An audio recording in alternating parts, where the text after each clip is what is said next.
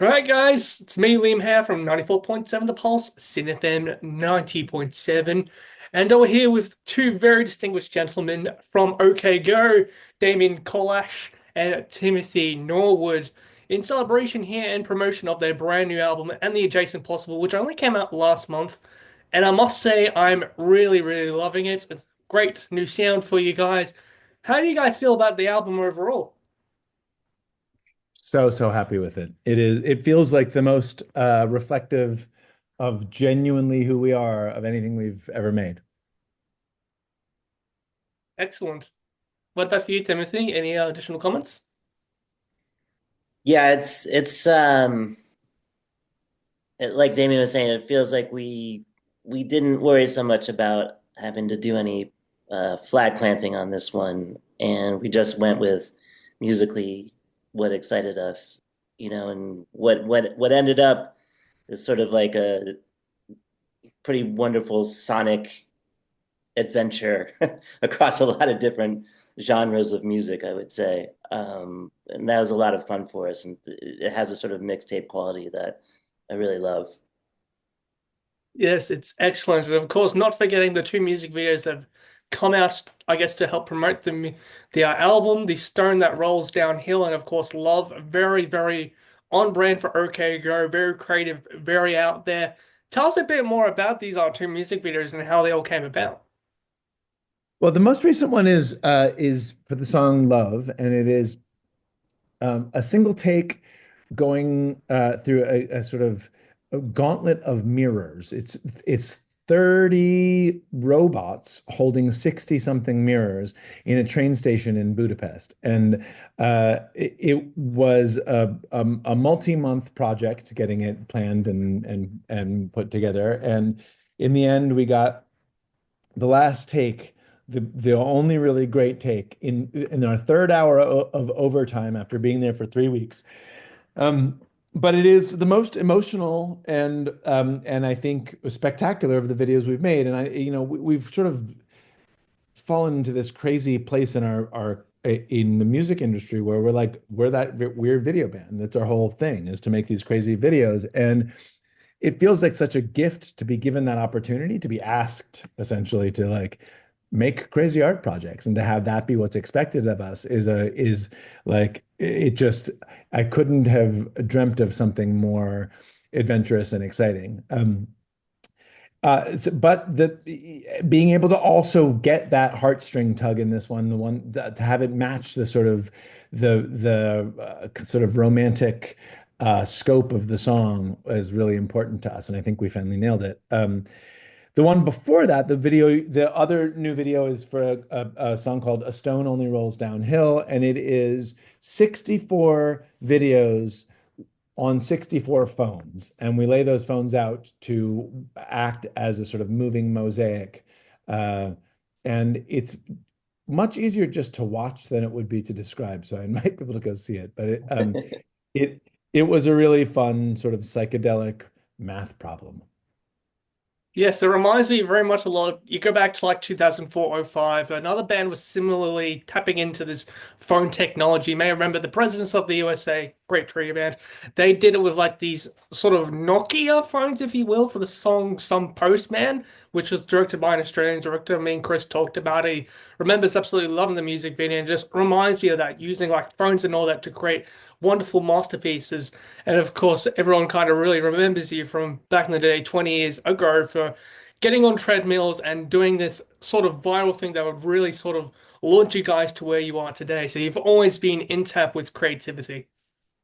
Yep, it was a crazy moment to just have this ridiculous stunt, us dancing on treadmills, go so hyper viral before that was really even a known thing, right? It's like YouTube started that year, and suddenly we went from being like, a band in the middle of the radio charts to being sort of universal, and it was it was a great moment. It was also the sort of thing that really does sort of set this challenge for you. You're like, now we're going to be known as the treadmill guys for the rest of our lives.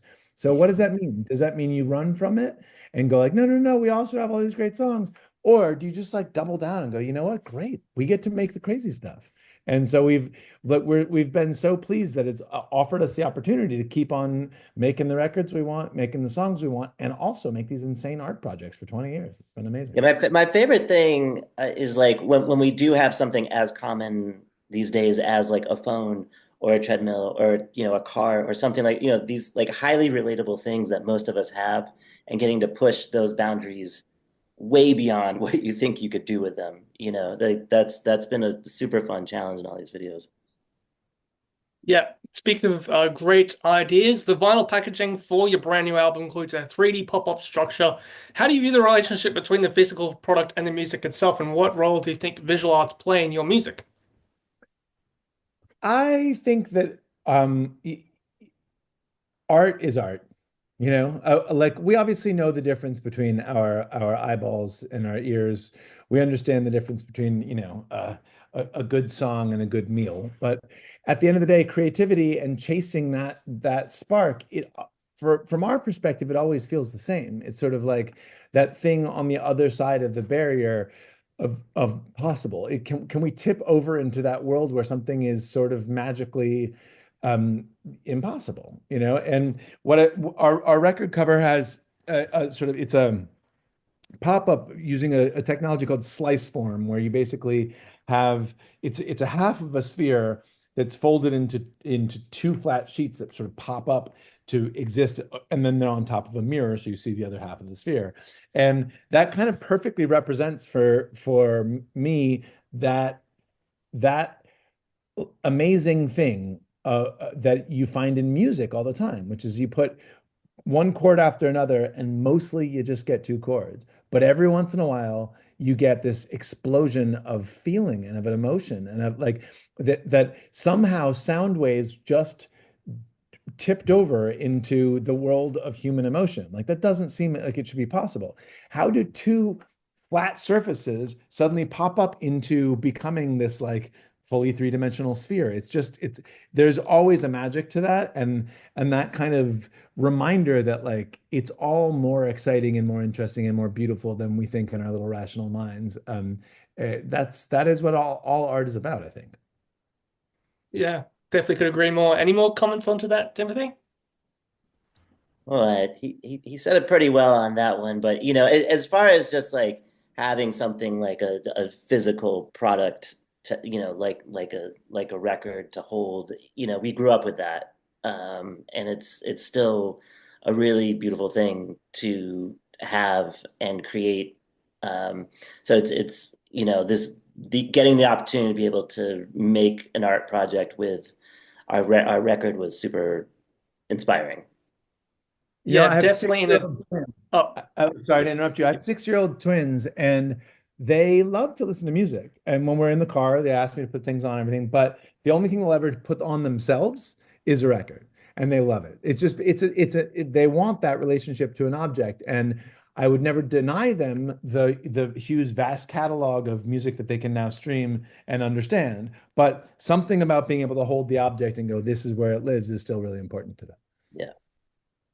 I definitely agree, and especially the final resurgence in the last few years. A lot of modern artists now definitely making the consideration to bring all their current albums out onto vinyl, and even like classic legacy artists reissuing the whole catalog. Genesis just did that. They went from Trespass all the way back in 1970 up until their final album, Calling All Stations, and did as like a real reissue campaign. So a lot of artists still really caring about the vinyl format, much like you guys probably would have back in the 80s and even the 90s when they were still falling out of fashion and replaced by CDs and cassettes. Yeah, for sure. Despite all the success and recognition, you will still have managed to stay authentic and true to yourselves. How do you stay grounded in an industry that is so constantly evolving and changing? Boy, I first of all, I Work had no outside of the industry. Yeah. Yeah. Sometimes I wonder if we're actually in the music industry anymore. Yeah. Like, the music industry itself has merged so fully with the sort of content creation industry. Um, and there's a part of that which just makes sense, right? Everybody's art is now ones and zeros, whether or not you're a White House reporter or a painter or or a musician, right? Like it's all this is how everything moves around the world, and so the fundamental medium is just those ones and zeros, right?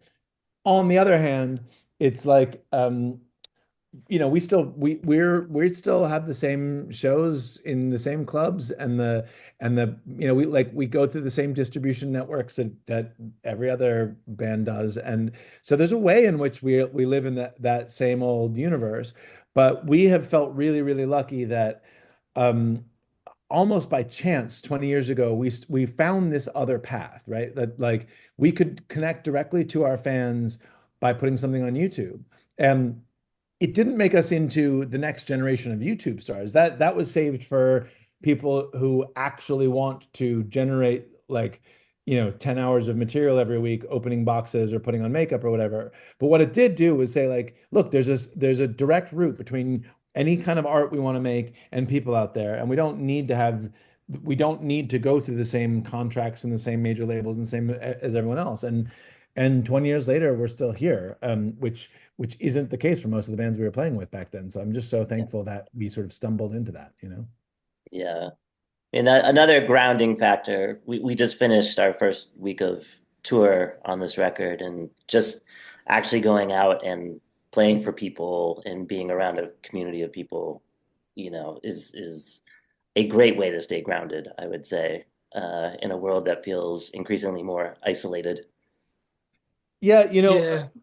our videos have one way I like talking about them because it's sort of only occurred to me recently that this is the case. They're not really filmmaking. We're making a little show. We're putting on a very complicated show, and then and the camera has a very choreographed way of watching it. But we're always trying to sort of put on an event that we can bring people to. And if your computer is your way of getting to it, then we can give you these really crazy little shows. But there's so much more about a human event than they are about filmmaking, which is, generally sort of about creating a false universe for you to believe in. Ours are like a reflection of a weird universe that we've made somewhere. But there's nothing that gets that feeling across better and more wonderfully than the live show itself. Yeah. So any plans that might be on in the planning stage at the moment that we might be seeing an adjacent to a Australian leg coming up, maybe in late 25, early 2026. 26? Yep. We're not sure. It'll probably be spring or summer 2026. We're still figuring out the details, but we are committed to doing it. We're coming your way. That is Yeah, wait. excellent news to hear. Is there anything about this brand new album that you've liked? I guess maybe a favorite track or favorite moment? And I guess has there been a real sort of moment from a fan where they've said they've really appreciated the release, or a moment that has really sort of tanked to them, if you will? I'm especially loving the first song on the record, Impulse Purchase. It's such a wild ride, and it goes just within the song, it goes to so many different places. It starts off as like this like banging electronic track, but then somehow takes a crazy left turn into like Beatles psychedelia. It's like it's super fun to listen to. I'm excited about that one. That song was the last one we wrote for the album, and it was because we'd sort of basically gotten the record together and realized there was something missing, which was an acknowledgement to the algorithms that will listen to it.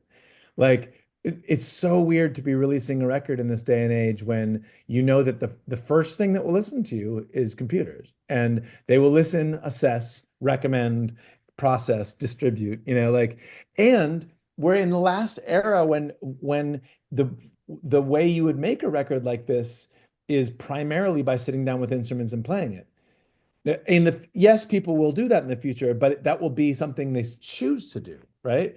Like it'll be faster to just press the AI button and get it to pop out the other side. Now, I'm not saying I hope they'll do that, but it is so weird to be at the end of an era and know it, to be like, we're among the last people to release a record that had to be made this way because there was no other way to do it.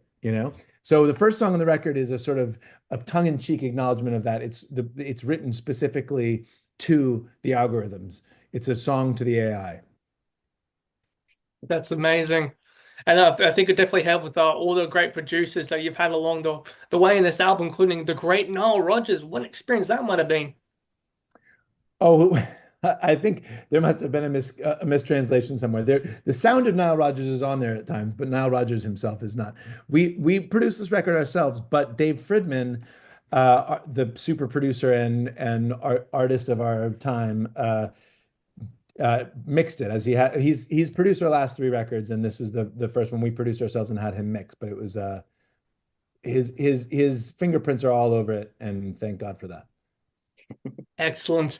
Well, Timothy, Damien, it's been great to getting to know you and to hear a lot more about this great new album and the adjacent possible. Thank you for doing this with us and enjoy the rest of your day.